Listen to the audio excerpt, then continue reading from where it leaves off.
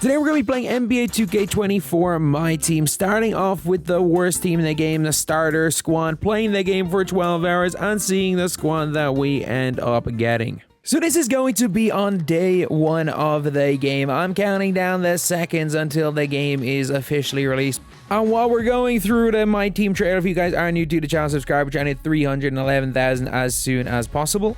So we start off by picking our starter squad, and honestly, I wasn't 100% sure what to do, but I went with the Wizards because of John Wall, probably the best of the starter cards, although the Wizards players you get really are not strong.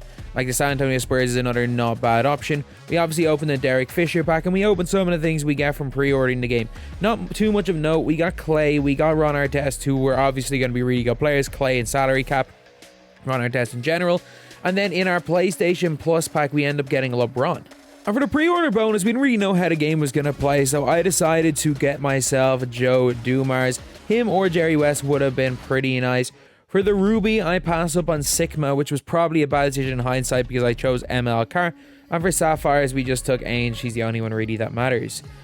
So from the market, we straight away went and bought a Richard Jefferson Keith Van Horn dynamic duo because it gets Richard Jefferson up to a Ruby and it gets Van Horn up to a Sapphire, and we go straight into a game of TT offline where I'm struggling. Like, I nearly lost to the semi-pro difficulty CPU right here, and for winning we get basically nothing. The rewards are not great post-game. We then go and get Victor Wembanyama for 5,000 MT, especially first couple of hours. Victor was a lot better than Victor is now, and he was just dominant. Like, you can see just the way Victor's moving. Like, Victor does not move like this now. I'm just saying that right now. Since the nerf, he does not move like this. But just the way Victor was moving early was crazy. Although my opponent did go and have the better Giannis, and he got the win against me right there. However, we were testing out the speed of players, and we noticed even like a Bol moved at the speed of light. And then we found Kristaps Porzingis. First couple of hours, Kristaps Porzingis was completely, and I mean completely broken. You just were not stopping him. He was a defensive beast, and we ended up getting a rage quit in our first game with Porzingis.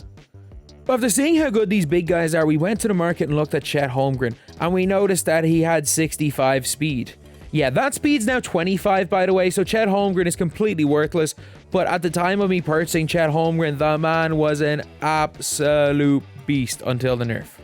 And the most annoying thing about 2K bringing all the Giants to 25 speed isn't the fact that they were broken, it's the fact that the Giannis that you guys get for the Battle Pass is more broken than any of these cards are, but because you can spend real money on that and he's an expensive pay-to-win card, 2K don't nerf him, they only nerf the budget guys. So then we end up picking up Lauri Markkanen because I know these tall guys are OP and he's a power forward. He's the tallest power forward in the game right now. To pair him up with Kristaps Porzingis as an elite 4-5 combo. But I'm getting cooked here, lads.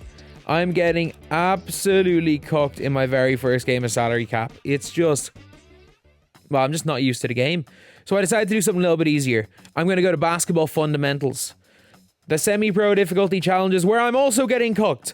On semi-pro difficulty, we are getting cooked, but eventually we do hit enough threes to get the dub, which is not the greatest thing in the world. We're obviously working towards Robert Horry, one of the best power forwards in the game.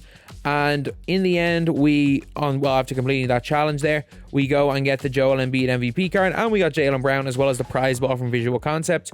We then go straight to the exchange, and we exchange the Joel Embiid card for a couple of pieces of the Kobe mural.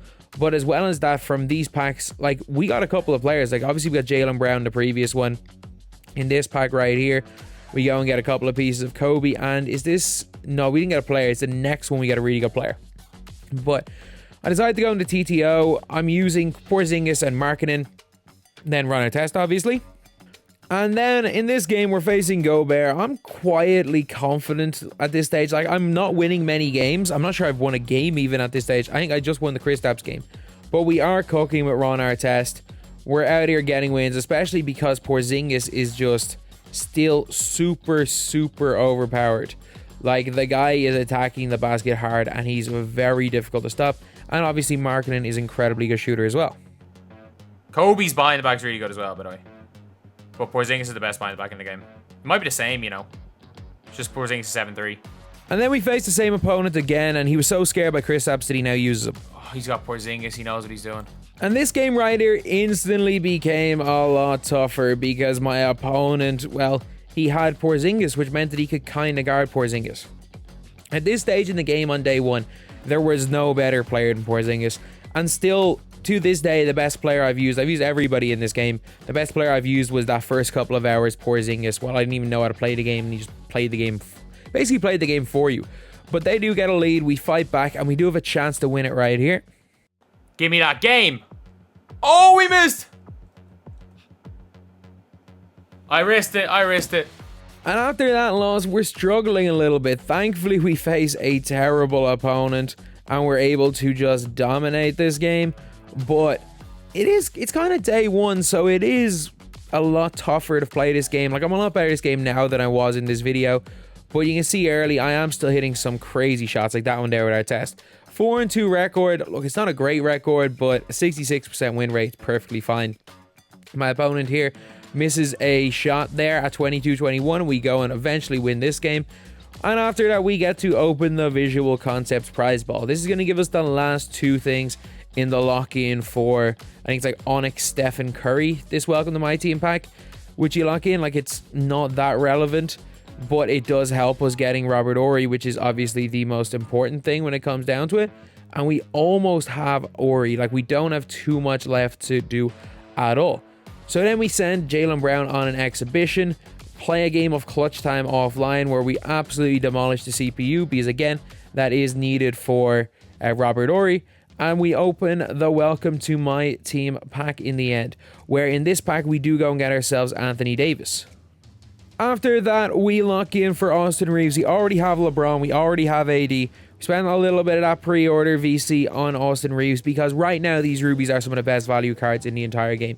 I think as time goes on, they won't be. I don't think a lot of player market is, but they are right now.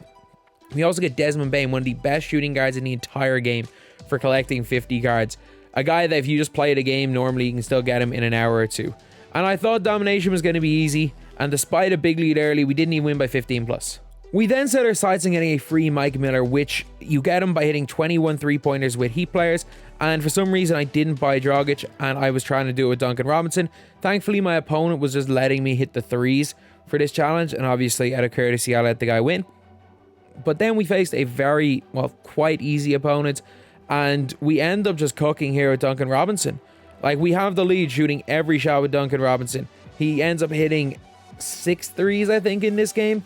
After hitting 6 threes in the last one, which is nice. We only have 9 more threes left to hit with Duncan Robinson, and we didn't lose both the games.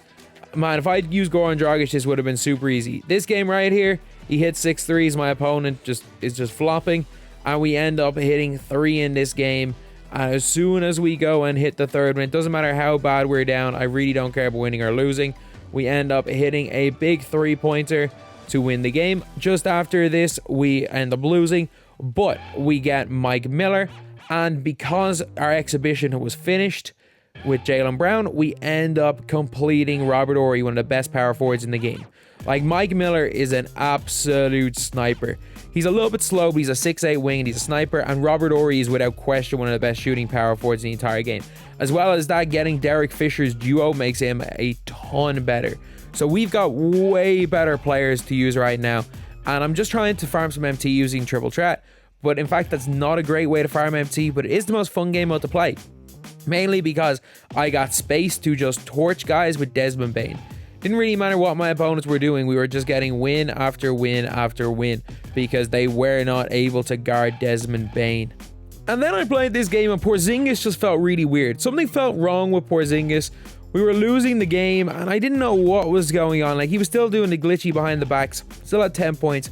And my chat told me to check the speed. Porzingis, Bol, Chet, all the good budget centers all went down to 25 speed. So I'm like looking through sets thinking what big centers can move in any way. And there was only one. All of the other guys went down to 25 speed. Bol obviously did as well. So I decided to lock in, peg a little bit of VC for DeAndre Ayton, just because he has 65 speed and can kind of shoot.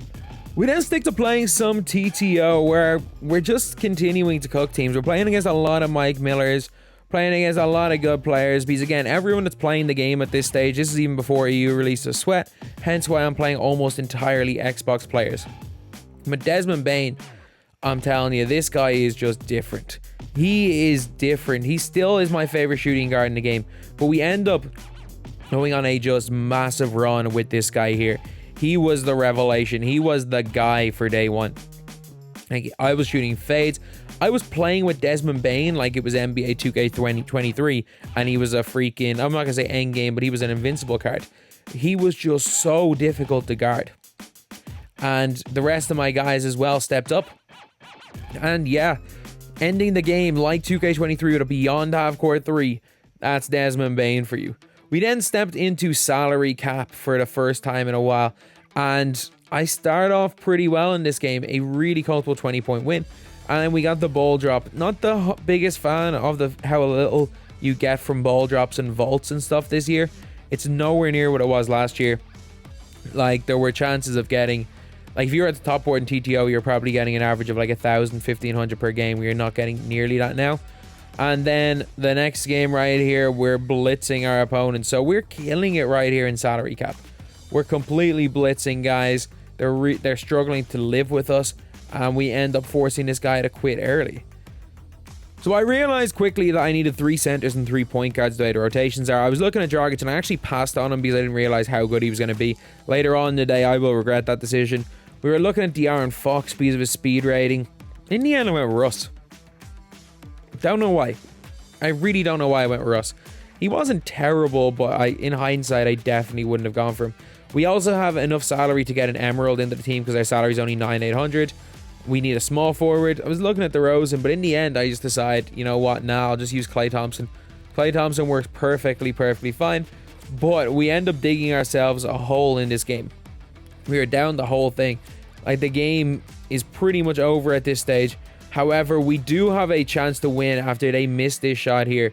We make a great comeback. We missed the open fadeaway with Kobe Bryant. A great chance of winning, and then they miss a layup. We have a chance. I decided to go for 2 and pray that I got a stop, but they hit a 3 to win the game. So I don't really make any changes to my team. I'm happy with the way my team's looking for salary cap. And then we face against another guy where it is down to the wire again. Like, can I just get an easy game? It's up to 42. It's 40-0. I triangle cut him with Wembanyama. And we're actually closing in on top 10 the leaderboards. Like, I'm never getting top 10 on a leaderboard again, so it was kind of cool to be close to it at this stage. We then face off against a guy who bought the Kobe edition and whose team is definitely better than mine. Didn't have a bench though. But he did have a huge lead early. I was fighting back in the game, and surprisingly enough, he quit while he was ahead. And we were continually just getting nothing really of no. Unless you get the Series 1 pack, you're not getting much from these. And we finally broke into the top 10 on the leaderboards. We actually peaked at 6th place in the leaderboards. I'm trying out everyone today. I go and get Derek Lively. He is down at 25 speed, and he's just a big body. We end up getting a win. He scores a couple of buckets, but he is a nice big body with a long wingspan. He's going to be great later on in the year. I didn't try Joe Harris just as a gold shooter because I'm really struggling for that backup small forward position. And while Desmond Bane is obviously still our star, Joe Harris hits a big game winner, and we finally buy Dragic. My chat was telling me the whole day to go buy Goran Dragic. I didn't believe them, but no, his shot is smooth. Whether it's off the catch, the dribble, the fade, it is smooth. And he is cooking right here. There's a couple of animations he can't do anymore because, well, we are literally walking backwards. Like that animation right there, you cannot pull back. You cannot move backwards at a speed faster than a 96-year-old who needs a walking stick. But it's just kind of unfortunate that they patched like real basketball out of the game. But what's not unfortunate is the fact that Dragic and Larry Markkinen are absolutely legit. We then went back to salary cap, super confident in these games, just because of how good my guys are and how good my bench is. Like, as you can see, we were down quite a bit, but due to the fact that we were able to get high stamina, which does matter a lot this year, we were able to keep our guys on high stamina. We were doing really well. And again, we peak at 7 on these leaderboards after this win right here. And yeah, that was it. That was 12 hours of playing NBA 2K24 My Team. This is the team that we ended up with. I like this team, man. I like this team. I think it's a really nice team. And one of the best teams you can possibly put together. And even if you take out Joe Dumars with the MT we've accumulated, take out Joe Dumars, our test, and replace those two guys, with, I mean, we have Austin Reeves. You could probably get him and it's somebody else. I still think this is a hell of a team.